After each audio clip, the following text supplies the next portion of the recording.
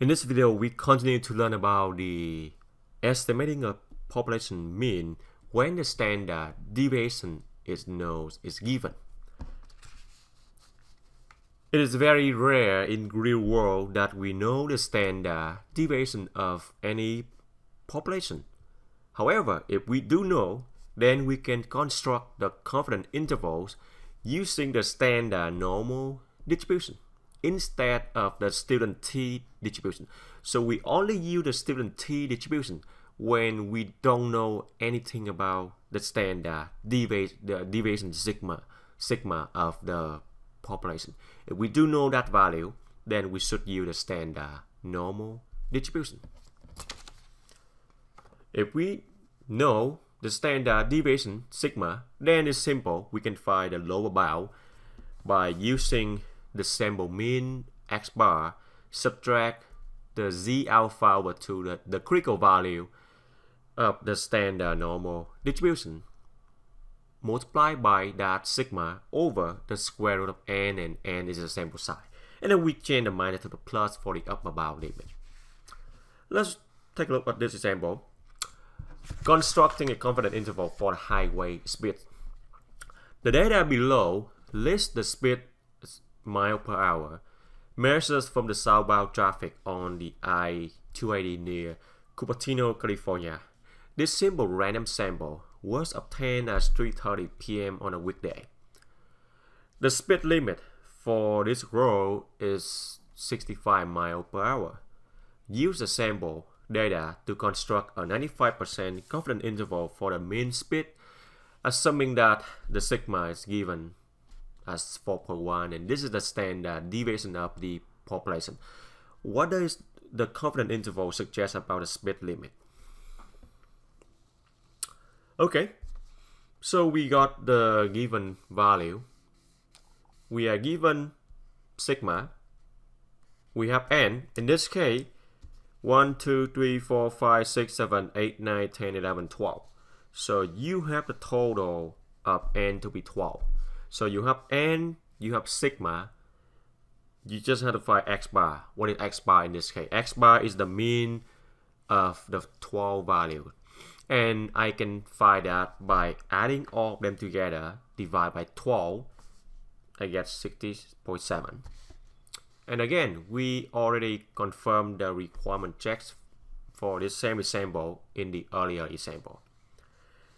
The z alpha over 2, we also found that in the last video, z alpha over 2 to be 1.96. This is for 95% confidence interval. Z alpha over 2 is 1.96.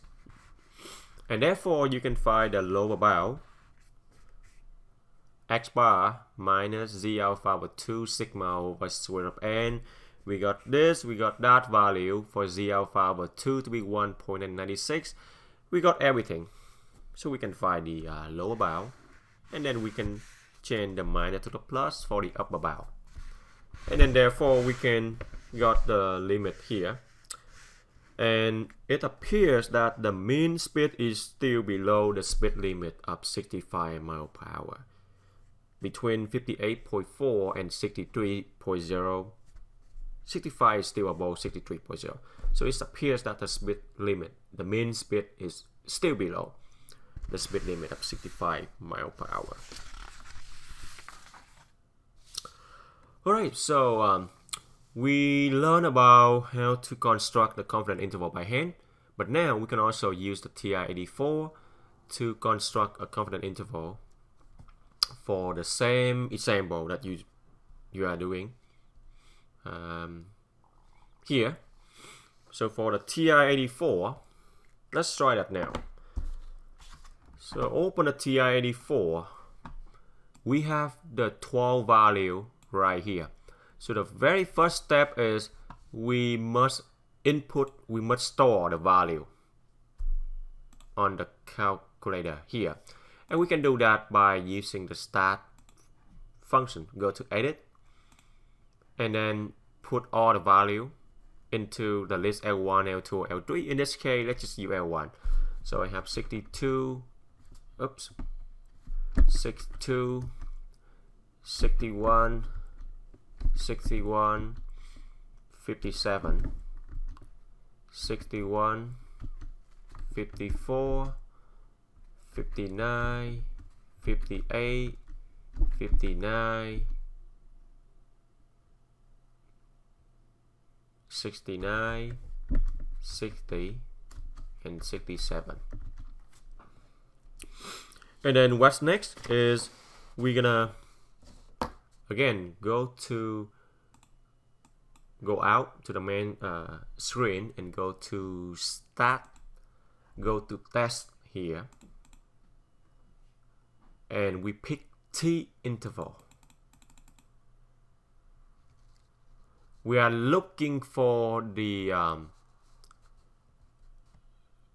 mean. For the mean, right? Construct 95% confidence interval for the mean. So anytime we are looking for the mean, we use the T statistic. So we use the T statistic. And again, in this case, in this problem, we don't know anything about the standard deviation of the population, or the sigma is not given. So we use the T statistic. So we go all the way down. We pick the T interval. Okay. Now your value, we're gonna do the input as your data. So you're gonna hit data, enter to select data, and your data is coming from the list L1. We store all the value inside the list L1, so we can keep L1. Frequency, just keep it at 1. The confidence level, we are at 95% or 0.95. And then it looks like we have everything. So click calculate here, hit enter. And then you should get the confidence interval as you got earlier from the sample. And let me check that in the latest sample we got this interval here. This is the one that we did it by hand, and we got the confidence interval 58.1, which is the lower limit, 63.3 the upper limit. So yeah, this is how we use the TID4, and it will help you to get the answer right away.